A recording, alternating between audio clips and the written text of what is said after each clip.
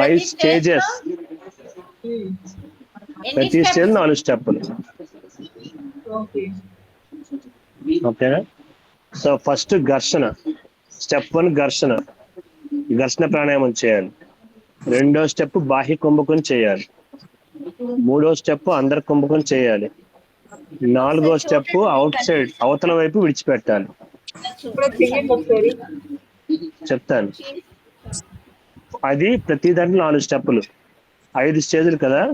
First stage ఎడముక్తో చేస్తాం, అంటే ఎడముక్త ఘర్షణ, ఎడముక్త బాహ్య కుంభకం, ఎడముక్తో అంతర్ కుంభకం. 3 స్టేజ్లు. ఓకేనా? 3 స్టెప్పులు: ఎడముక్త ఘర్షణ, ఎడముక్త బాహ్య కుంభకం, ఎడముక్త అంతర్ కుంభకం. అవతల విడిచిపెట్టాలి కదా, కుడి వైపుతో విడిచిపెట్టాలి. ఫస్ట్ స్టేజ్ అయిపోయింది. రెండో స్టేజ్ కుడిముక్తో ఘర్షణ, కుడిముక్తో బాహ్య కుంభకం, కుడిముక్తో అంతర్ కుంభకం. ఇది లెఫ్ట్ సైడ్ విడిచిపెట్టాలి.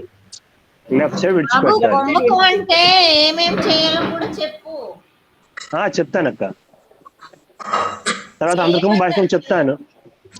అంతర్బాహ్యం చెప్తానక్క. చెప్తాను. ముందు స్టేజ్ లో స్టెప్ లో అయితే చెప్తాను. ఓకేనా? సో ఏమైంది, మళ్ళీ లెఫ్ట్ సైడ్ విడిచిపెట్టాం. స్టేజ్ 2 అయింది. స్టేజ్ 3 ఆల్టర్నేటివ్, అంటే ఒకసారి లెఫ్ట్ సైడ్, ఒకసారి రైట్ సైడ్, ఒకసారి లెఫ్ట్ సైడ్, ఒకసారి రైట్, అలా తీసుకోవాలి. ఘర్షణ చేయాలన్నమాట.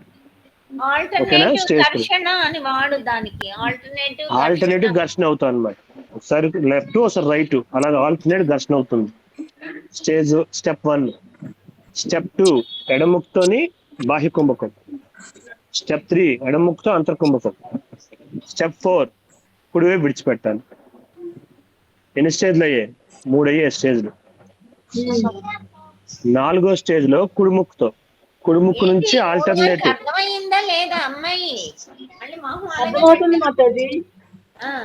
చెప్పు. ఘర్షణ చేసిన తర్వాత మళ్ళీ లెఫ్ట్ సైడ్ చేయాలి. స్టేజ్ 4 అయింది. స్టేజ్ 5 రెండు ముక్కులతో ఘర్షణ, బాహ్య కుంభకం, అంతర్ కుంభకం, గాలి విడిచిపెట్టడం. స్టేజ్ 5. ఇప్పుడు బాహ్య కుంభకం అంటే గాలి మొత్తం బయటికి తీసేసి జాలంధ్ర, ఉద్యాన, మూలబంధాలు వేస్తాం. బాహ్య కుంభకం.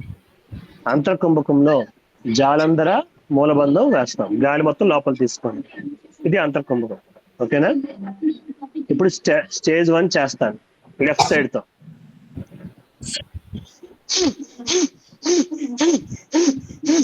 నువ్వు చేతులు కిందకుండేలా పెట్టు, ఇలాగా వేళ్ళు ముక్కును మూసేయనివ్వక.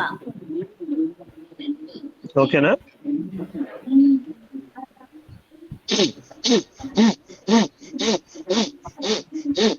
పొట్ట మీద చేయి పెట్టు, పొట్ట మీద చేయి పెట్టు.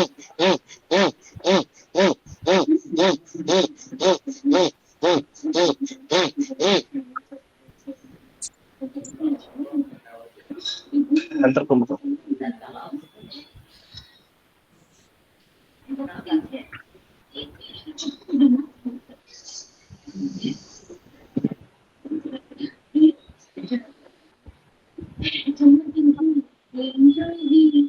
మూడు స్టెప్లు అయిపోయాయి. 4వ స్టెప్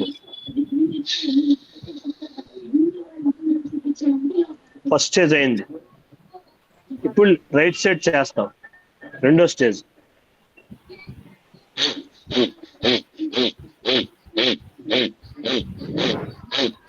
అబ్బాయి, నువ్వు గాలి తీసుకున్నప్పుడు పొట్ట లోపలికి వెళ్తున్నట్టు అనిపిస్తుంది నాకు.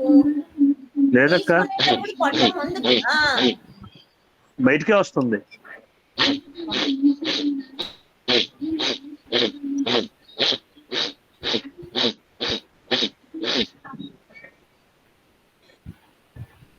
బాహ్య కుంభకం.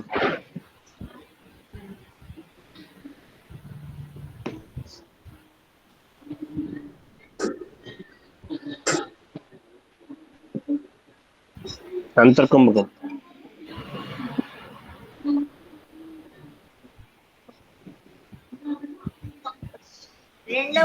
విడిచిపెట్టడం అంటే లెఫ్ట్ సైడ్ నుండి విడిచిపెట్టడం. 2 స్టేజ్లు అయ్యాయి. ఇప్పుడు 3వ స్టేజ్ లో ఆల్టర్నేటివ్ చేస్తాం. ఆల్టర్నేటివ్ ఘర్షణ, లెఫ్ట్ రైట్ రెండితో.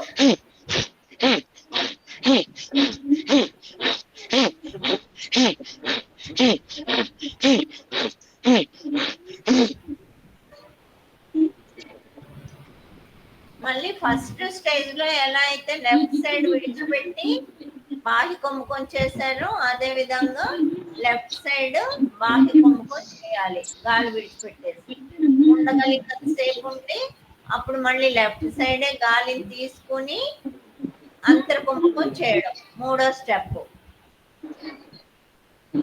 4వ స్టెప్ ఇటు విడిచిపెట్టాలి. కుడి వైపు ఆపోజిట్ సైడ్ విడిచిపెట్టాలి అని చెప్పాను కదా. ఇప్పుడు కుడి ముక్కు నుంచి ఆల్టర్నేటివ్ చేస్తాం, ఆల్టర్నేటివ్ ఘర్షణ.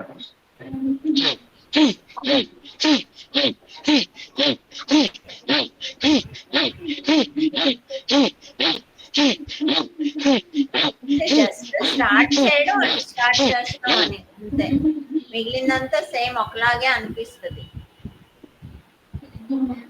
ఇప్పుడు 4వ స్టేజ్ లో మళ్ళీ 2వ స్టేజ్ లో ఎలా అయితే కుడివైపు బాహ్య కుంభకం అదే చెయ్యాలి. సెకండ్ స్టేజ్ లో ఏదైతే ఉందో అది 4th స్టేజ్ వస్తుంది. అవును.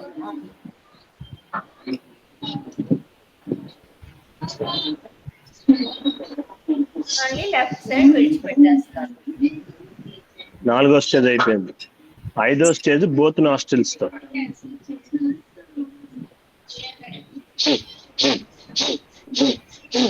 ఇప్పుడు బాగా తెలుస్తుంది కొత్త గాలి తీసుకునేటప్పుడు ముందుకు రావడం అని.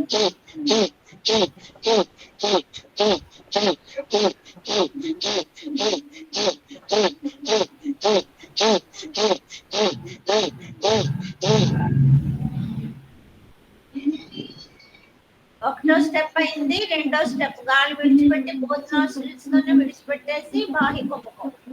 జాలంధర ఉద్యానం 3 బంధాలు వేసి ఉండగలిగినంత సేపు ఉన్నాక అటువైపు బోత్ నాస్ట్రిల్స్ తోని గాలి తీసుకొని అంతర్కుంభకం. జాలంధర మూల వేసి గాలి విడిచిపెట్టినప్పుడు బోత్ నాస్ట్రిల్స్ తో విడిచిపెట్టేయాలి. బోత్ నాస్ట్రిల్స్ కి ఆల్టర్నేటివ్ తేడా తెలిసిందా?